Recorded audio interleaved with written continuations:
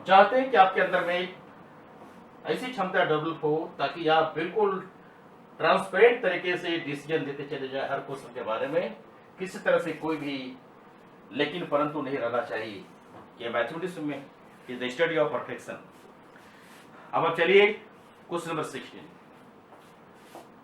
16 में क्या कह रहा है, आपको बताया है कहां फोकस करना है और क्या काम करना है। Let R with the relation in the set N. Set N कहते ही हमारा सारा आ गया x, that x belongs to N, यानी आ गया सारा नेचुरल नंबर आ गया, यानी 1 2 3 4 5 अंत तक चला जाएगा। अब चलिए आपका जो फोकस एरिया का रिलेशन है, आर कह रहा है कि order pair 1 2, order pair 2 2, order pair 1 1 and order pair 4 4। अच्छा और है 4 4, ठीक, सॉरी वेरी सॉरी। 16 का क्वेश्चन है, R the relation in set N given by R is equal to order pair A B such that a is equal to b minus 2 and b is greater than 6। ये आपको करना है, choose the correct answer.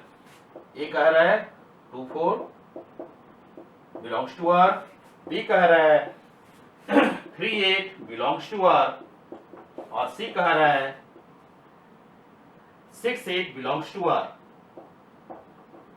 और D कह रहा है 8 7 belongs to are. बिल्कुल आपको हम क्लासरूम सिचुएशन आपके सामने प्रेजेंट करना चाहते हैं, जिस तरह से टीचर क्लास में बताता है उसी हिसाब से हम समझाना चाहते हैं ताकि आप इंटरेक्ट कर सकें अपने आप से। तो आप देखिए यहाँ पर एक नेचुरल नंबर का मेंबर है और रिलेशन आर जो है इस तरह से a is equal to b minus 2, b is greater than 6, यानी b आप यहाँ बना लें क्योंकि 6 से बड़ा भी होना चाहिए, तो 7 ले लीजिए, 8 ले लीजिए, 9 ले लीजिए, सो ऑन सो फोर्थ। अब आप ये तैयार कीजिए, ये क्या है तो b माइनस 2 क्या बना, a is equal to 7 minus 2 यानी 5, यहाँ बन गया a is equal to 8 minus 2 यानी 6, a is equal to 9 minus 2 is equal to 7। इस तरह से हमारा बनता चला गया, यानी हमारा ऑर्डर पेयर क्या बन गया 7 5, सॉरी ए बी का लेना है तो आपको 5 7 लेना होगा। आपका ऑर्डर पेयर बन गया 5 7, नेक्स्ट 6 8, फिर 7 9, सो फोर्थ। अब देखिए दोनों का डिफरेंस है। अब आप चलिए कह रहा है कि क्या 2 4 बिलोंग करता है, क्या 2 4 बिलोंग करता है क्या, यानी यहाँ आप देख रहे हैं 2 और 4 के बीच का जो डिफरेंस है 2 है, 3 और 8 का डिफरेंस क्या है 5 है, यहाँ 6 और 8 का डिफरेंस क्या है 2 है, यहाँ 8 और 7 का डिफरेंस 1 है। यहाँ पर चलिए जो आपका जो प्रॉब्लम एरिया है जो अभी हम लोग कैलकुलेट किए हैं वो हमारा सेट हमारा यहाँ तैयार हो गया है। दिस इज द रिलेशन, यानी रिलेशन में आप बना करके इस तरह से आप दिखाइए। यहाँ पर सोचिए 5 और 7 का डिफरेंस 2, 6 और 8 का डिफरेंस 2, 7 9, माने हमेशा इसमें जो डिफरेंस है 2 है, यानी आपका आंसर क्या होगा, चाहे तो ये हो सकता है चाहे तो सी हो सकता है, बस ए और सी में 2 ही होगा क्योंकि ए सेटिस्फाई कर रहा है यहाँ पर।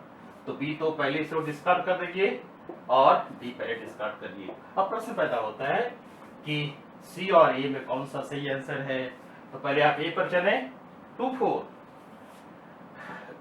ए की जगह 2 और यहाँ 4 लिखिए, बी की जगह 4 लिखिए, तो 2 यानी 2 is equal to 4 minus 2, B की जगह 4 कर दिया तो 4 माइनस 2 क्या हुआ 2 इज इक्वल टू 2 हुआ, ये सेटिस्फाई कर गया। लेकिन 6 को देखिए 6 is equal to B 8 minus 2, 6 equal to 6, इस तरह से हमारा ये भी सेटिस्फाई कर रहा है। लेकिन हमारा जो कंडीशन है इस हिसाब से देखिए क्योंकि ये दोनों तो आंसर सही नहीं हो सकते, एक ही आंसर सही होगा, तो इसलिए हमारा जो ऑप्शन है इस ऑप्शन में विचार करना है। Choose the correct option. 6 8 belongs to R, 2 4 belongs to R, यानी ए की जगह पर हम यहाँ पर 2 दे रहे हैं। Let us check it. हम पहले ए को चेक कर रहे हैं, आई एम चेकिंग ए।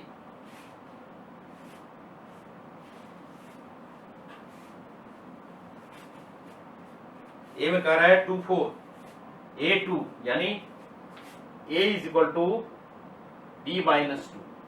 ए की जगह 2 ले लीजिए और B की जगह 4 ले लीजिए, 4 माइनस 2 यानी 4 माइनस 2 इज 2। सेटिस्फाई कर गया। अब आप चलिए जो आपका जो ऑप्शन था इधर में सी वाला, सी पर चलते हैं। तो सी में चूज द करेक्ट आंसर। यहाँ 16 को चेक करते हैं, 16 में जो भी रिजल्ट हमारा है उस हिसाब से हम एडजस्ट करते चलते हैं। तो let us think about it.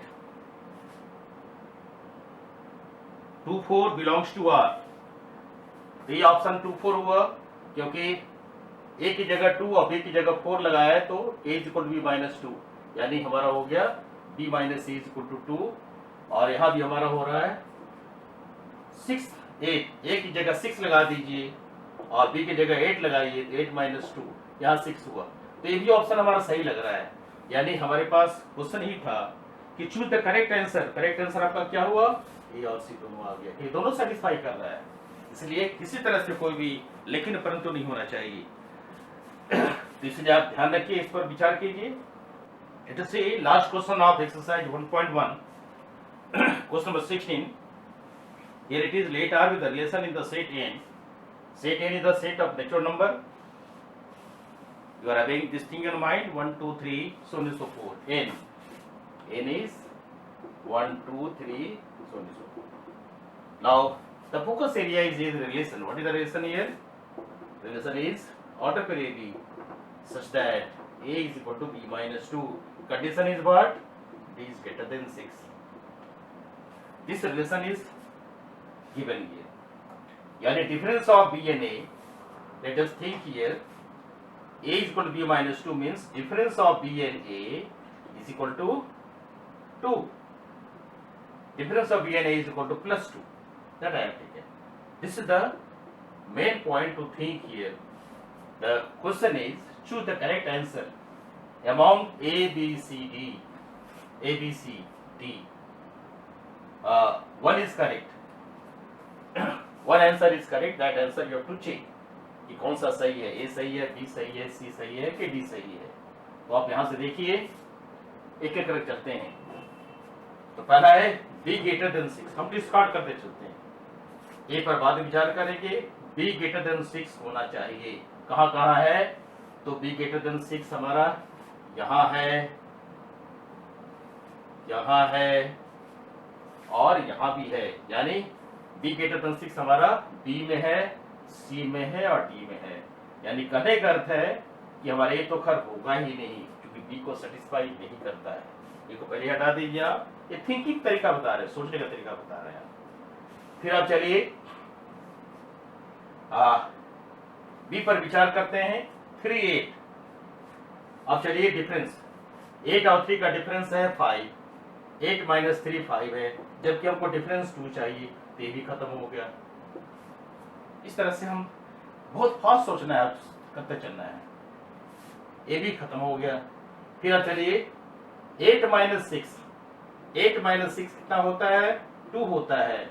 ये सेटिस्फाई कर रहा है, यानी b माइनस 1 का b और a का जो डिफरेंस है 2 के बराबर है।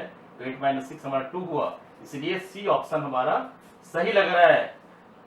और डी पर विचार करते हैं, तो डी में क्या है, 8 और 7 का डिफरेंस यहाँ पर 1 हो रहा है, लेकिन 7 और 8 का डिफरेंस -1 हो रहा है, तो डी भी नहीं होगा।